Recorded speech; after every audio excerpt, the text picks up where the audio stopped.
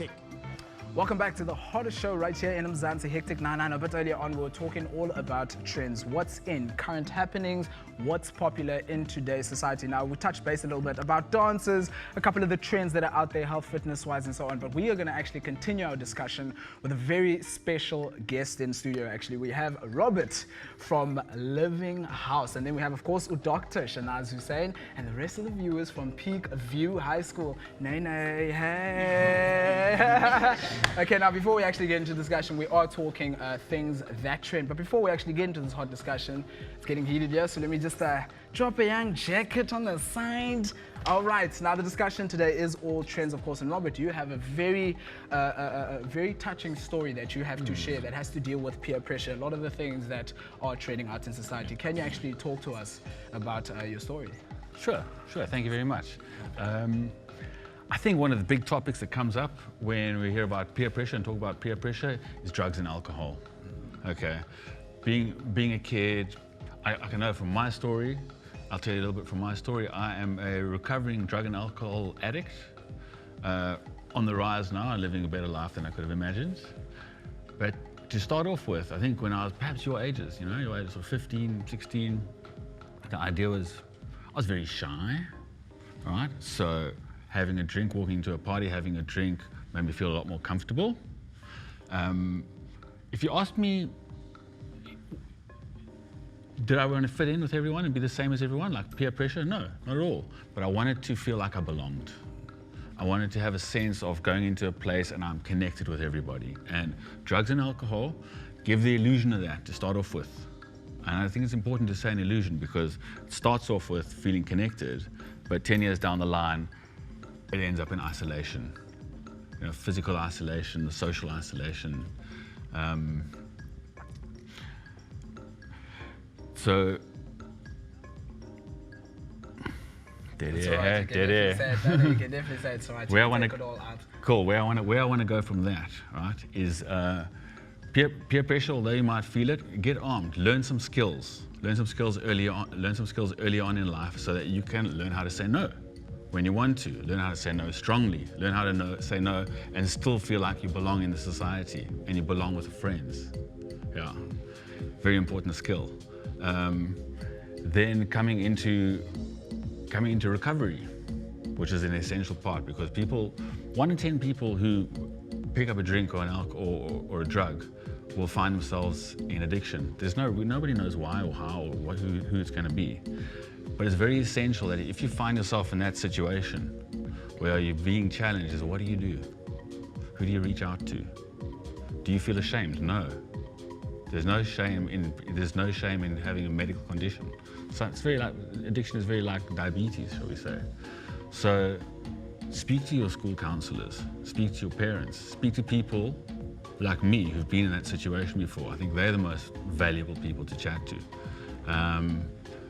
And don't hide and don't isolate and don't feel ashamed. Thank you so much for sharing that right over there. I mean, Doc, you were listening throughout the story there. I just want to know, what is it that learners out there could take from out of this? Because what Robert is saying basically is we could possibly get into this situation, but it's not about being embarrassed or feeling isolated. It's about letting yourself know that this is a problem and I need to get it helped and sorted out. But some of us, we are very young and we have some kind of pride that we do not want to say that I have a problem, and that's what we're dealing with right now in society. And we have, of course, the Peak View High Schoolers, and we don't know, maybe each and every member might have an addiction that we're not too sure. But, just to talk about the addiction, if we do find ourselves in this kind of situation that Robert found himself in, what do we do to get out there? I think the most important thing which Robert said was that initially it started off, he was feeling he wanted to connect with people and he wanted a sense of belonging. And I think for young people to realize that wanting to fit in and wanting to belong is actually a normal stage of development that you will go through. So you will feel the pressure to say yes, or you can't say no. It's a real struggle to say no. And I think that to realize then that it's it's because of your need to belong and fit. We all want to belong and fit in, and we all want to be cool, and you know, and that's what trends are all about. But the realization is when we reach out to people who are important to us, whether that's a counselor, whether that's another adult, to actually keep on speaking to someone. And often I find that young people say that no one listens to me, no one understands, and my message always for that is speak until someone actually hears you. If the one person didn't hear you, go to another person. I mean, there are helplines that are available to young people where you can actually get online counseling. So there are services out there for young people, and people want to listen to young people, and that's my advice is that they actually speak out and speak until someone hears them. Until someone says, well, there we have it. And speak until someone hears you. But we are speaking to you guys there, Peak View. I just want to know, throughout the whole discussion, I mean, we had our first part and our second part about trends, and then you heard Robert's very touching story. What have some of you guys actually taken out of this, if I may ask? Okay, right over here, lady closest to doctor is over here thinking. Like I also had the experience when I wanted to fit in. I wasn't addicted to anything. I just wanted to fit in, and then I would like skip school, and like I would just do a lot of bad things. So I was in the wrong crowd, and then I found a friend that would actually stay in class with me, help me do my work, and she's sitting over here, and like like if I need help, I'll go to her. She listened to me, and I would listen to her. So we have each other now. So I never skip school anymore, anything, because I know that if I need help, I have it.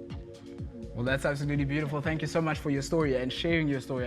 To you, Robert, I'd like to say thank you so much for coming into the studio and joining us and sharing this story. Doctor, thank you to you again for sharing all your opinions and advice for the Peak View High School learners. And hopefully you guys have taken what you need to take over here, and you'll better your lives, and you'll continue doing that, Nene. Right? Hey, well, thank you so much for joining us in discussion, and that's what it is. Hectic.